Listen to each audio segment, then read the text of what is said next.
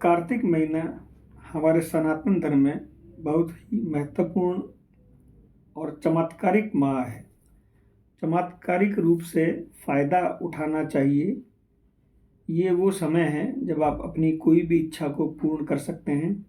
जैसे आपकी नौकरी की आवश्यकता है, आपको कोई शारीरिक कष्ट है, कर्जे से मुक्ति चाहते हैं, वो सारी आपकी समस्याएं आप इनसे इस माह में साधना करके मुक्ति पा सकते हैं।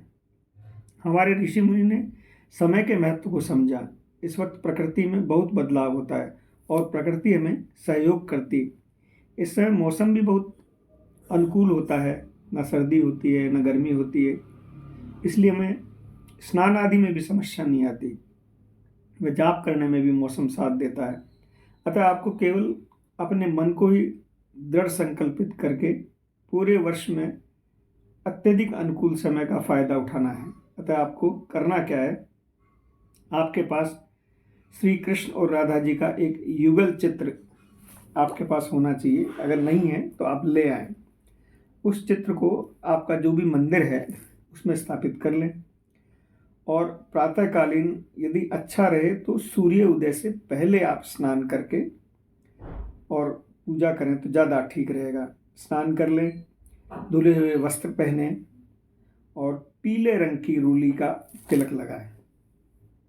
और आपका जो आसन है वो अलग होना चाहिए, उसको कोई और इस्तेमाल नहीं करना चाहिए। हमेशा के लिए भी आप आसन अलग ही रखें, साधना के लिए भी और वैसे भी आप अगर कोई भजन करते हैं बैठ के तो वो अलग ही आसन होना चाहिए, उसको कोई यूज़ नहीं करना चाहिए।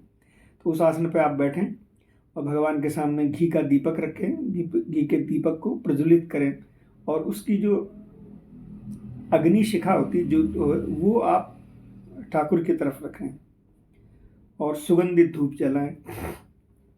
अब आपको जो भी समस्या हो उसका मानसिक रूप से उच्चारण करना है और उसके निराकरण के लिए भगवान से प्रार्थना करनी है।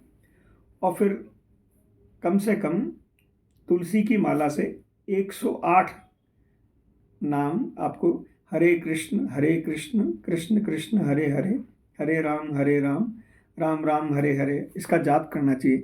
इसको आप यौगिक विधि से भी कर सकते हैं। ये विधि भी बहुत प्रभावशाली है। इससे आपके मन की एकाग्रता बहुत ही तीव्र गति से होगी। इसका मैं डिस्क्रिप्शन में लिंक दे दूंगा। ये मेरी पहले वीडियो डाली हुई है, उसमें ये विधि है।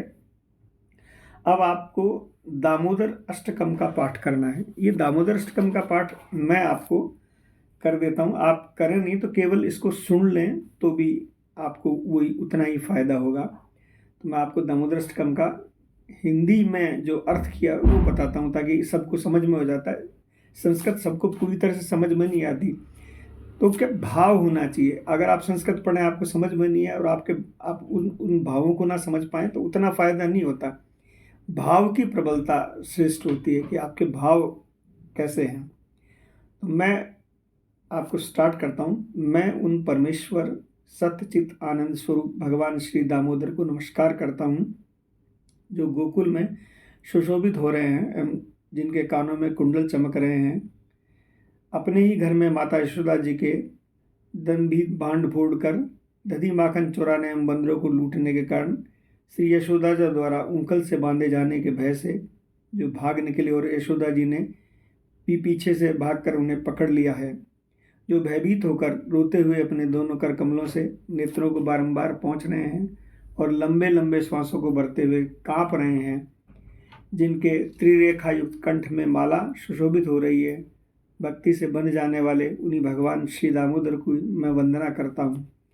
मैं उन्हीं भगवान दामोदर को फिर प्रेम पूर्वक 100 बार प्रणाम करता हूँ जो इस प्रकार की अपनी बाल लीलाओं से अपने ब्रज प्रदेश को आनंद सरोवर में डुबकियाँ दिला रहे हैं तथा अपने ऐश्वर्य ज्ञानियों को भक्ति द्वारा अपनी पराजय भक्ति वश्यता दिखला रहे हैं।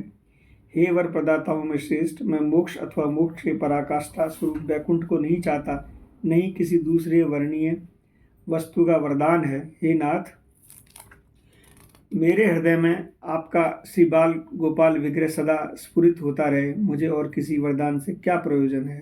हे प्रभु, अतिशय काले स्निग्ध एवं घुंघराले केशों से आवृत हुआ यह आपका मुखारविंद जो बिंब फल के समान लाल लाल अधरों से युक्त है, एवं जिसे बारंबार माता यशोदा चूम रही है, सदा मेरे हृदय में विराजमान रहे।